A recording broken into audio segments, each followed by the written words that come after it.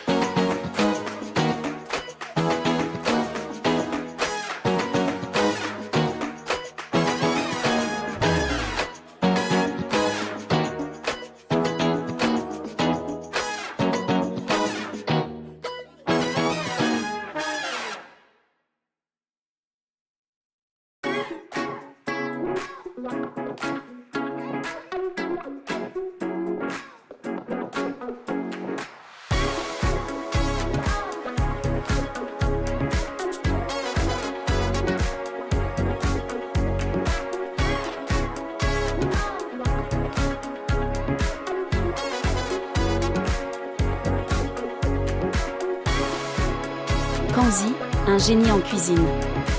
Continuons avec un autre être vivant, aussi intelligent et adorable que l'homme, Kanzi, le chimpanzé.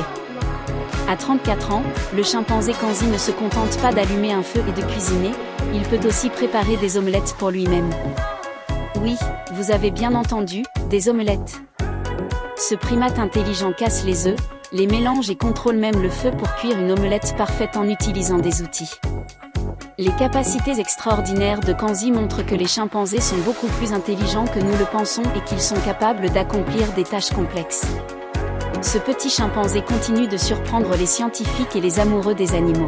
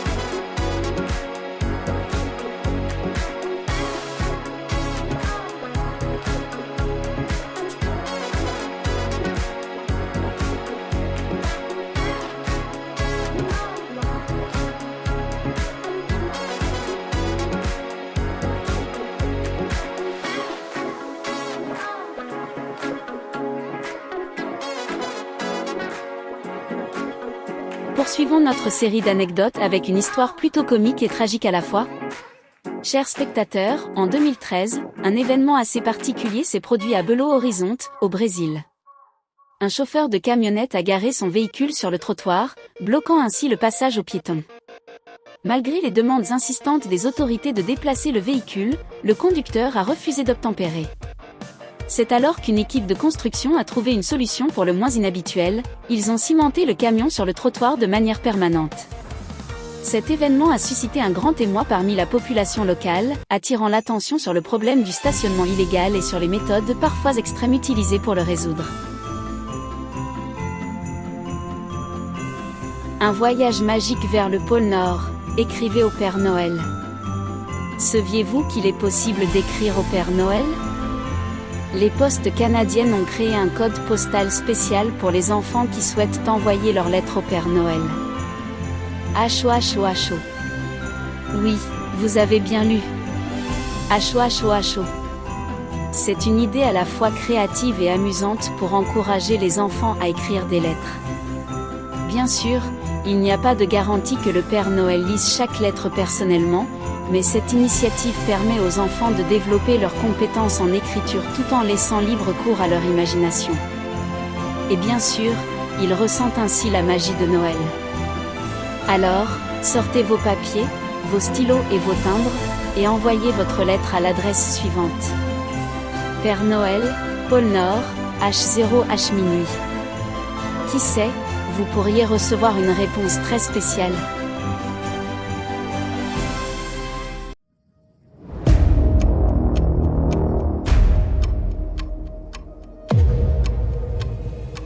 Continuons avec une information un peu effrayante, mais aussi excitante. À Jakarta, la capitale indonésienne, se trouve un spa plutôt inhabituel appelé Bali Heritage Reflexology and Spa. Ce spa propose des thérapies de massage incluant de vrais pitons. Les clients acceptent de se faire poser ces serpents sur le corps, permettant ainsi au poids et au mouvement délicat des reptiles d'offrir une relaxation et un massage thérapeutique unique.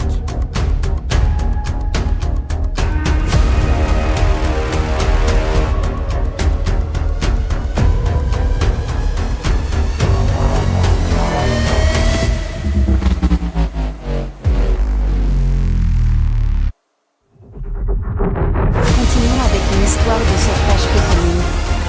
En 2010, un homme s'est perdu dans les forêts isolées de la Saskatchewan, au nord du Canada. Désespéré de se faire secourir, il a eu recours à une méthode plutôt inhabituelle. Il a coupé plusieurs pylônes électriques. Cet acte radical a provoqué une vaste panne d'électricité, attirant immédiatement l'attention des autorités. L'enquête sur cette panne a directement conduit les équipes de secours vers l'homme perdu. Cet événement a démontré qu'il est parfois nécessaire d'employer des méthodes inattendues pour obtenir des résultats. Terminons cette journée avec une anecdote intéressante sur le café turc, que nous aimons tous boire. Le café est profondément ancré dans la culture turque, il est devenu une partie intégrante de la vie quotidienne et de la langue. L'importance de cette boisson dans la société turque est telle que le mot kahvaltı signifie littéralement avant le café. Même le mot kahvrengi vient de la couleur du café. Introduit en Turquie au XVIe siècle depuis le Yémen, le café est rapidement devenu indispensable à la cour ottomane, puis à toute la population. Avec le développement de la culture des cafés, le café a cessé d'être simplement une boisson pour devenir un centre de socialisation et d'échange d'informations. Des traditions comme la tasse de café ont ajouté une dimension mystique au café. Aujourd'hui, le café turc, protégé par l'UNESCO, est une boisson unique, reconnue dans le monde entier et considérée comme l'un des symboles de la culture turque. C'est intéressant de noter que la culture du café en Europe s'est répandue grâce aux grains de café laissés par les soldats ottomans lors de leur retraite de Vienne. Si vous souhaitez en savoir plus sur le café turc, n'hésitez pas à laisser un commentaire. Si vous avez apprécié cette série d'informations intéressantes, n'oubliez pas de liker et de partager. Merci à tous.